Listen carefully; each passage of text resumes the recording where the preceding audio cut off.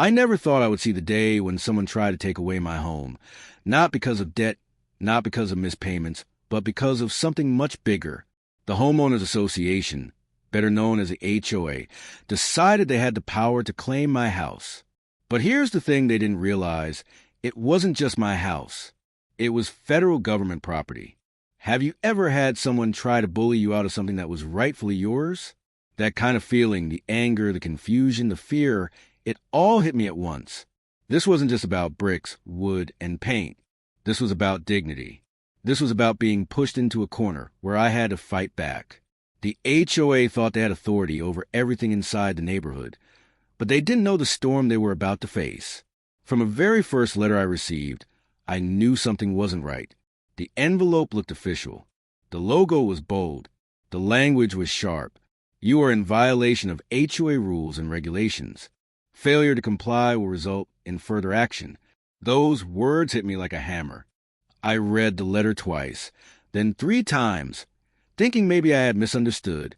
But no, they were threatening me. And what was my violation? They claimed my property wasn't following their landscaping guidelines. Landscaping? Can you imagine? They were saying the trees and grass around my house didn't match their rules. But here's the shocking twist. They had no authority at all. Why? Because my house was built on federal land. The HOA couldn't touch it. Yet they tried anyway. I remember sitting at my kitchen table that night with the letter in front of me. My hand was shaking. My heart was pounding. I kept asking myself, how far will they go? Do they really believe they can take away something that isn't even under their control? That fear turned into determination. I wasn't going to roll over. I wasn't going to let them scare me. The next morning, I called the HOA office. I wanted answers. The phone rang, and a woman with a cold voice picked up. HOA management, how can I help you? She said, as if reading from a script. I explained the situation, told her about the letter, and asked why they were targeting me. Her reply was blunt. You're required to follow HOA rules. If you don't, there will be consequences. Consequences. That word burned into my mind. What kind of consequences? Were they planning fines?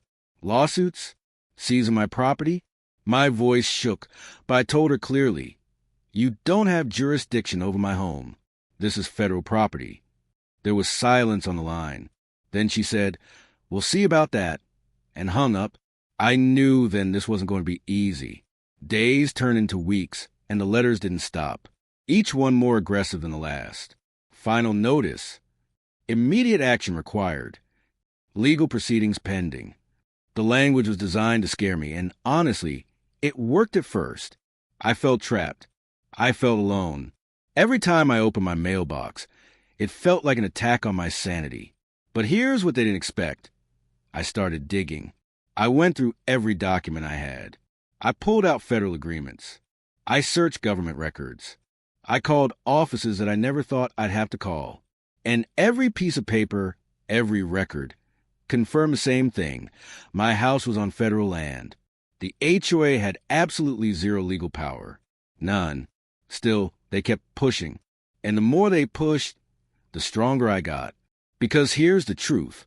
When someone threatens your home, your safe place, your family's shelter, you discover a kind of courage you didn't know you had. Fear slowly turned into fire. Doubt turned into determination. And I was ready to fight them head on. I started documenting everything. Every letter. Every phone call. Every word they sent my way. I kept a binder, thick with evidence.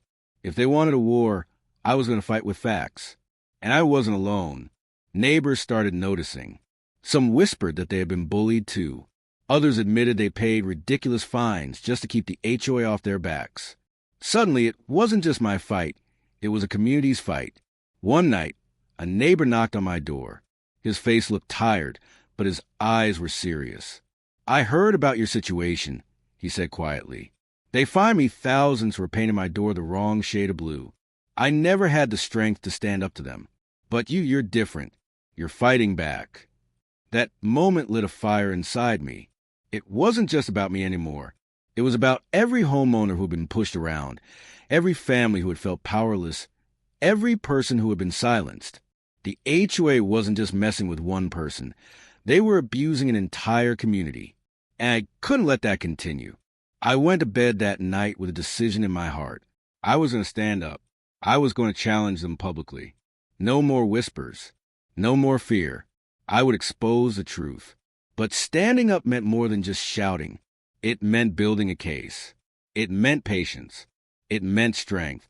And above all, it meant telling the story in a way no one could ignore. So I started writing. I wrote down every detail. The dates, the times, the threats, the lies. I built a timeline so sharp it could cut through any excuse they gave. I gathered government papers that proved, without a doubt, that the HOA had no authority. And once my binder was thick enough, I prepared myself for the confrontation. And trust me, when that day came, I wasn't scared anymore. I was ready. But here's the bigger question. How do you fight back against people who think they own you? How do you protect yourself when powerful groups try to push you around? That's the lesson I had to learn. And it's the story I'm going to share with you. Because this isn't just about me. This is about anyone who has ever felt powerless. Anyone who has ever been bullied. Anyone who has ever thought their voice didn't matter. And trust me, your voice does matter. The day of confrontation finally arrived. My binder was ready. My notes were clear, and my determination was stronger than ever. The HOA called for a mandatory meeting, trying to make it sound like a court hearing. They thought I would walk in nervous, stumbling over words, begging for forgiveness. But what they didn't know was that I had the truth on my side. I walked into that room with my head held high. The board members were seated at a long table, dressed in suits, acting as if they were judges ruling over my life. The room was cold, not just in temperature, but in attitude. Their eyes carried arrogance. They believed they had already won. The president of the HOA cleared his throat and spoke in a slow, heavy voice. Mr. Name, you are here today because of repeated violations of HOA regulations. You have failed to comply with our demands, and as a result, we will be moving forward with legal action, including possible seizure of your property. Seizure of my property. Those words hit me like thunder, but instead of fear, I felt fire. I opened my binder, laid the documents on the table, and spoke calmly but firmly. You cannot seize my property. You cannot fine me. You cannot control me. Do you know why? Because this land, this home, is under federal jurisdiction, not yours. The room went silent.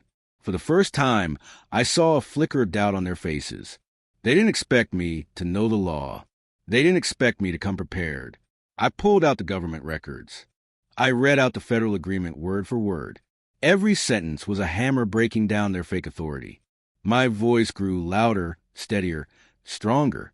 This house is federal property. You have no power here. Every letter you sent, every threat you made, is not only false but dangerous. You are intimidating homeowners with lies. One of the board members shifted uncomfortably in his chair. Another coughed nervously. The president tried to interrupt, but I didn't stop. I had been silent too long. Now it was my turn to be heard. Do you realize what you've done? I asked, my voice sharp. You've created fear. You've drained money from families. You've turned neighbors against neighbors. You've acted like kings in a castle, while the people you're supposed to serve suffer under your rules. But let me make this clear. You don't own us. You don't own this house. And you will not own my life. The room was thick with tension. Some of them tried to keep their poker faces. But I could see the cracks. They were cornered. For the first time, they weren't the ones in control. That meeting ended without resolution, but it marked the turning point. From that day on, I wasn't just defending myself. I was exposing them. Word spread fast. Neighbors began asking me what happened. Some cheered me on. Others asked for help with their own battles. One woman broke down in tears, telling me how the HOA had fined her husband until he couldn't pay, forcing them to sell their home.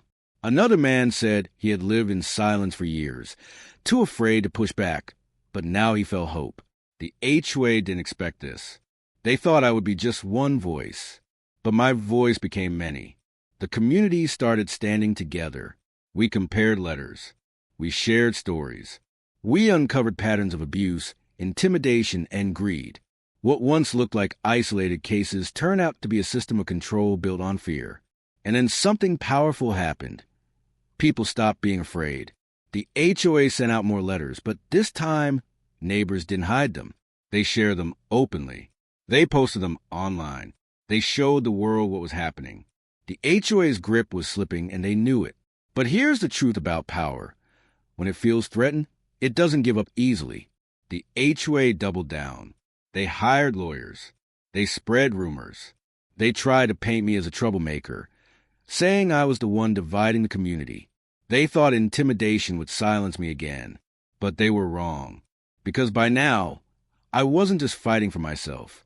I was fighting for everyone. And when you fight for something bigger than yourself, you become unstoppable. The legal threats came next. Thick envelopes with official stamps. Words designed to scare. Litigation. Damages. Court action. But each time, I responded with documents of my own. Federal law. Government letters. Proof that their case had no foundation. And each time, I copied those papers and shared them with neighbors. People began to see through the HOA's mask. They realized the so-called authority was nothing more than smoke and mirrors. And the more we pushed back, the weaker the HOA became. It wasn't easy, though. There were nights when I couldn't sleep. Nights when I wondered if I was making things worse. Nights when the fear of losing everything crept into my mind. But every time I looked at my house, at the walls that protected me, at the home I built, I reminded myself it was worth the fight. Because a home isn't just a building. It's a part of who we are. It's where we laugh, where we cry, where we dream. And no one, not even an HOA, has the right to take that away. The breaking point came when the HOA tried to hold a public vote, announcing they would move forward with seizing my property. They thought the community would side with them. They thought fear would win again. But this time, something incredible happened. The room was packed with homeowners.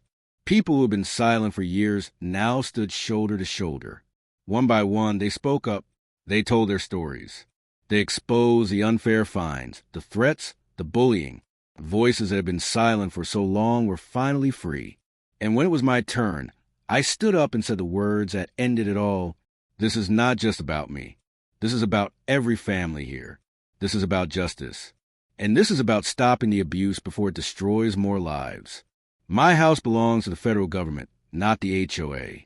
But even if it didn't, no homeowner should be treated this way. Enough is enough. The room erupted in applause. People who once bowed their heads in fear now raised them high. The HOA members looked stunned. Their power had crumbled right in front of them. That night, I walked out of the meeting with my head high. The HOA had been exposed. The community had found its voice. And the fight that started with one house became a movement for every home. So, what's the lesson in all of this? Never let fear silence you. Never let bullies convince you that you're powerless. Whether it's an HOA, a company, or any person who tries to strip you of your rights, remember this. The truth is stronger than intimidation. And when you stand up, you don't just protect yourself. You inspire others to rise too. My story began with a letter in the mail, but it ended with a community standing together. And that's the power of courage. That's the power of refusing to back down.